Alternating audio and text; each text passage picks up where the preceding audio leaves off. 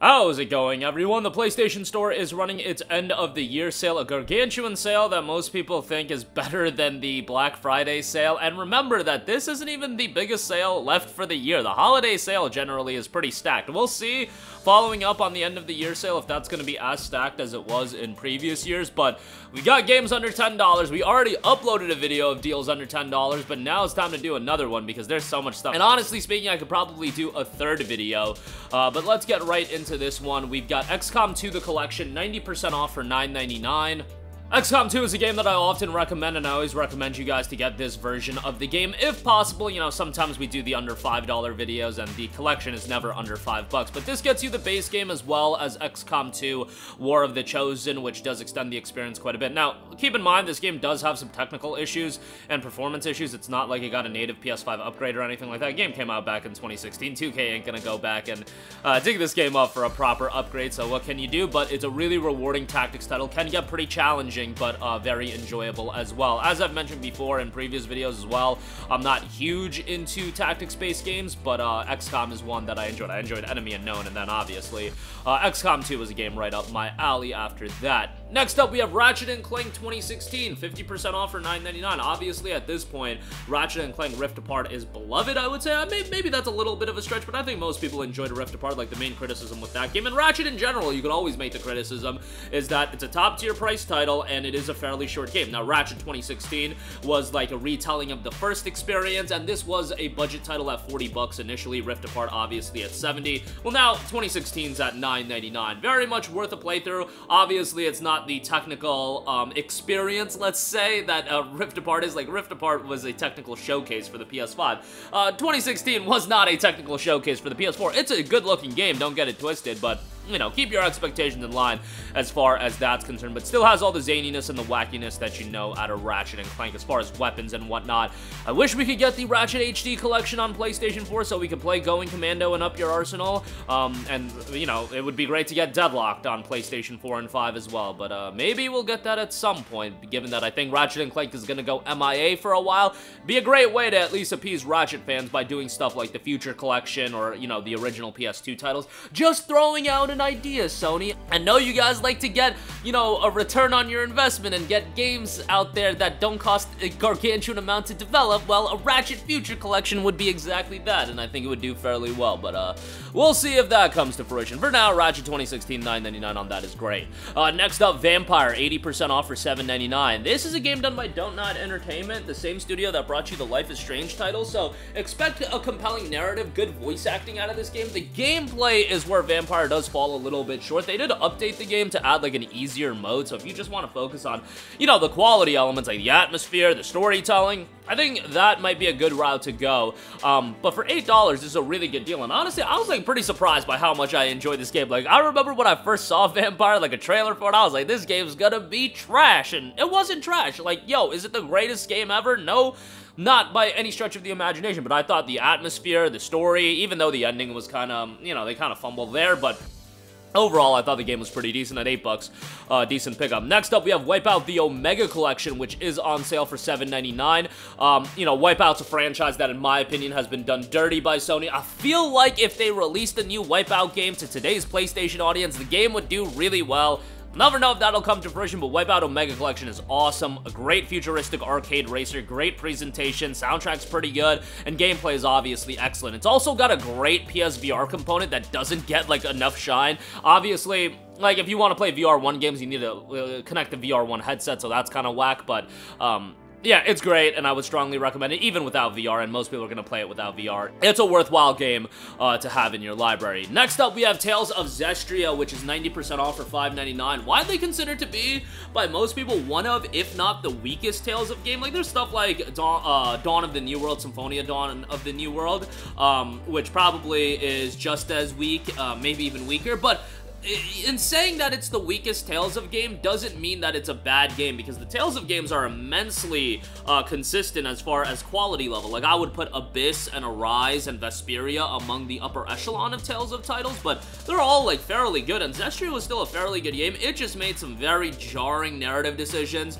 and honestly, as far as the cast goes, Zestiria has one of the weakest casts, and I feel like Tales of does a pretty good job in having a strong cast. Like, look at the cast of Vesperia and Abyss. Like, they completely crap on the cast of Zestiria, but Zestria is still a decent game all around, and for $5.99, if you've played the other games and you enjoyed them, it's still a worthwhile pickup.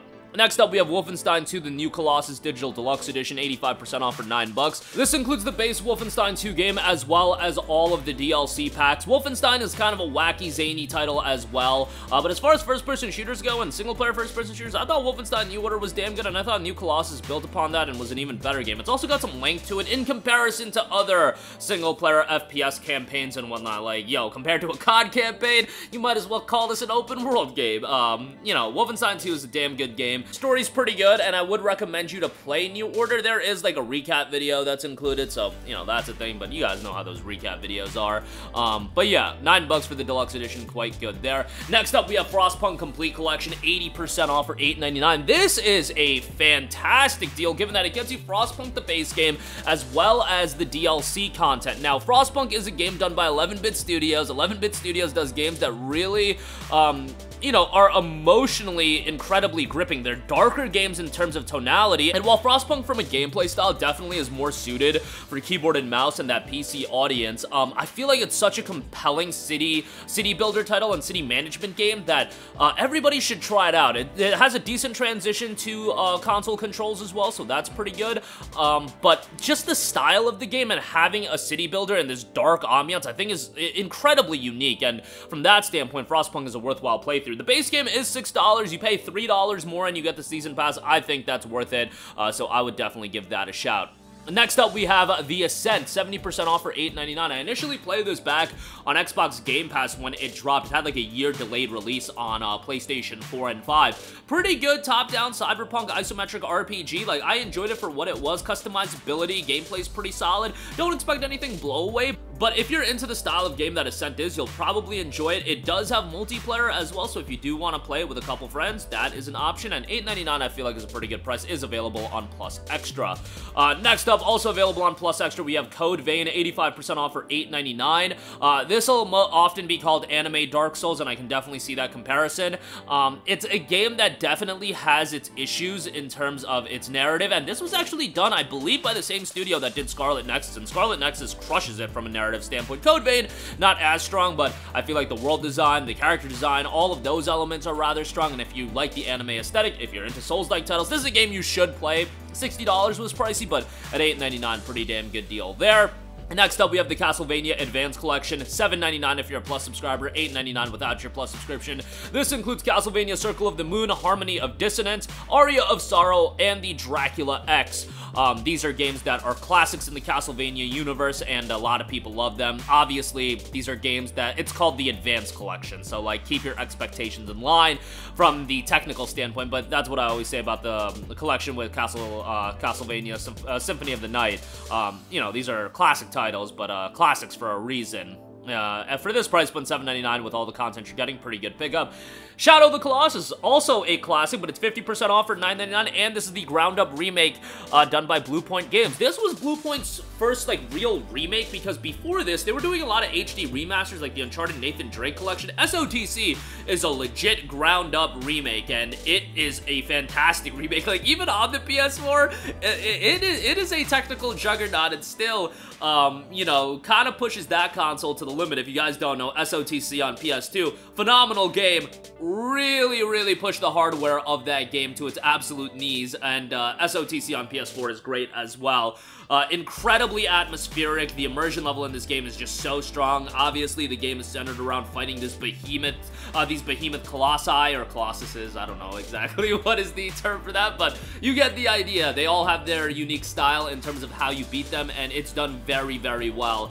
From a gameplay standpoint, incredibly unique. But Shadow of the Colossus is a great game, and I think for most people, it would probably be the best game Team Eco's put out. I mean, Eco was incredibly unique for its time and really good for its time, but that game, I don't know how many people are going back and talking about that game or even playing it. And Last Guardian, obviously, tumultuous development cycle attached to that game, but still a unique game, just a lot of issues attached to it. Lastly, we have Little Nightmares 2, 67% off for $9.89. Often talk about Little Nightmares. Great survival horror, side-scrolling platforming game, great atmosphere. Go play the first one, which I do believe is on sale right now. But they have a Little Nightmares 1 and 2 bundle for $15, which includes the base game of the first one, the DLC for the first one, and Little Nightmares 2, which is a damn good deal if you don't have the first game either. But Little Nightmares 2, worthwhile to check out, and Little Nightmares 3 is in development, so that's pretty exciting as well. But that is going to do it for me. Again, the end of the year sale is absolutely stacked with great stuff. Go check it out for yourself. Links to all of these deals in the description box down below. As always, thank you for watching. Sound off with all of your thoughts in the comment section down below, and goodbye. Hey guys, we hope you enjoyed the video, and if you did, make sure to hit the subscribe button, and if you're already subscribed, do us a favor and hit the bell icon. This way you'll be notified whenever we post a new video. That's the best way to keep up with all of our uploads, and we usually try to upload 2 videos a day. And with the bell icon hit, you'll be notified whenever we do upload a video. As always, thanks for watching.